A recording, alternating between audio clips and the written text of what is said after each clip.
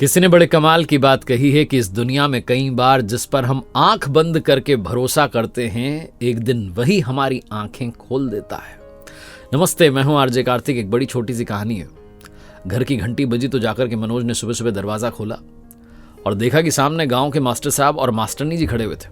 उनके हाथ में बैग भी था। मनोज ने बेमन से उनका स्वागत किया कि अरे कैसे आना हुआ मास्टर साहब। और मास्टर साहब समझ गए कि मनोज हमें देख करके खुश हुआ नहीं है। मास्टर साहब ने कहा अरे क्या बताएं, मास्टरनी जी की तबीयत खराब हो गई, गांव में तबीयत ठीक नहीं हो रही थी, तो डॉक्टर ने कहा कि शहर में एक बार दिखा लो, तो बस बेटा तुम्हारे पास चले आए। मनोज ने बेमन से कहा अरे आइए ना, अंदर आइए। अंदर उन्हें बैठाया और अपनी पत्नी से कहा चाय बना दो, मास्टर साहब आए हैं, मास्टरनी जी आई हैं। मास्टर साहब कहने लगे कि बेटा मनोज, क्या तुम आज हमारे साथ अस्पताल चलोगे?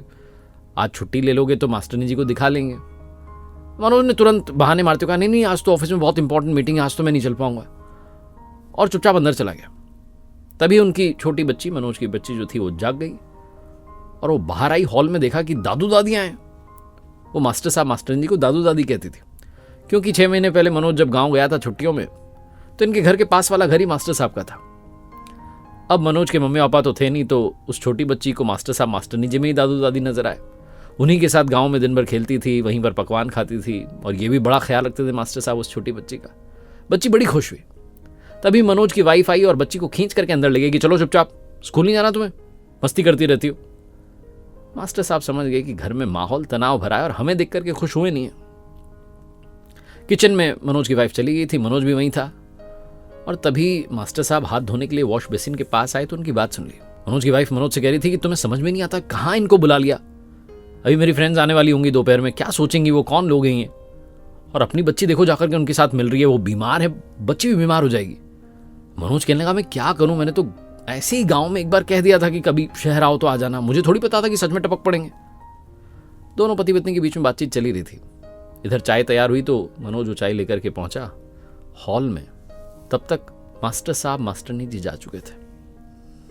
मनोज ने अंदर आके कहा कि शायद चले गए, छोड़ो ना, बात खत्म हुई।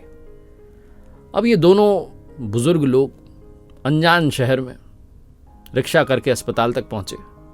अस्पताल में ढूंढ रहे थे कहीं डॉक्टर से मुलाकात हो जाए तो दिखा लें, और मास्टर साहब अंदर ही अंदर दुखी हो रहे थे कि जिस मनोज पर इतना भरोसा किया, जिसके नाम पर हम यहाँ शहर चले आए, वो तो ऐसे बिहेव कर रहा है। मास्टरनी जी को कुछ बताया नहीं था, बस चुपचाप चले आए थे, लेकिन मास्टरनी जी समझ चुकी थी कि मनोज ज्यादा खुश हुआ नहीं। तभी इनके पास में एक व्यक्ति आता है और कहता है मास्टर साहब पहचाना, आपने मुझे बचपन में पढ़ाया था। मास्टर साहब चश्मा ठीक करते बोले हाँ हाँ बिल्कुल, तुम्हारा चेहरा जाना पहचाना लग रहा है। तो बताने लगा कि अरे मैं कुलदीप, वो गांव में मेरे पिताजी साफ सफाई का काम करते थे और मुझे स्कूल में आता देख करके लोग चिढ़ते थे, तो फिर आप मुझे अलग से पढ़ाने आते थे। मास्टर साहब ने कहा हाँ, तुम्हारे स्कूल आने से गाँव वालों को दिक्कत थी ना, तो मैं तुम्हें 1 घंटे अलग से घर जा करके पढ़ाता था ताकि तुम पढ़ लिख लो। कुलदीप कहने लगा हाँ, मेरी यहाँ पर नौकरी लग गई है, ज़्यादा बड़ी नौकरी तो नहीं है, लेकिन यहाँ पर काम करता हूँ और मेरी डॉक्टर से जान पहचान है। आपका कैसे आना हुआ? तो मास्टर साहब ने बताया कि मास्टर जी को दिखाना है। वो कुलदीप लेकर के गया बड़े डॉक्टर के पास। डॉक्टर साहब ने बड़े अच्छे से जांच की, देखा, दवाइयाँ लिखी, और कुलदीप ने कहा आपको गांव नहीं जाना है, 2-4 दिन आप यहीं रुको मेरे यहाँ पर, चलो मैं आपको लेके चलता हूँ। और हॉस्पिटल में सबको बताते हुए जा रहा था कि मेरे गाँव वाले आए हैं, मेरे घर वाले आए हैं, मम्मी पापा आए हैं, उनको लेके जा रहा हूँ।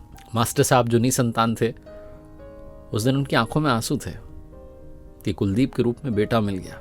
और एक मनोज था जिस पर इतना भरोसा किया और जिसके भरोसे पर गांव से अनजान शहर में आ गए, वो हमें देख करके ही दुखी हो गया। बहुत छोटी सी कहानी है, लेकिन आज के टाइम में इमोशंस की इंपॉर्टेंस को बताती है। हम में से बहुत सारे लोग इमोशंस से दूर होते जा रहे हैं। अपनी लाइफ में भावनाओं को जिंदा रखिए, क्योंकि जिंदगी भावनाओं से ही होती है। एक बार फिर से वही बात जो अक्सर आपसे कहता हूं, ऊपर वाले के आशीर्वाद के साथ, अपनी मेहनत के साथ और अपनों के प्यार के साथ कर दिखाओ कुछ ऐसा कि दुनिया करना चाहे आपके जैसा। मेरी नई किताब कर दिखाओ कुछ ऐसा आ चुकी है। आप अभी के अभी अमेजॉन, फ्लिपकार्ट से मंगवा सकते हैं, और साथ ही मेरी वेबसाइट www.rjkartik.in जरूर देखिएगा, जहां पर कुछ कोर्सेज आपका इंतजार कर रहे हैं।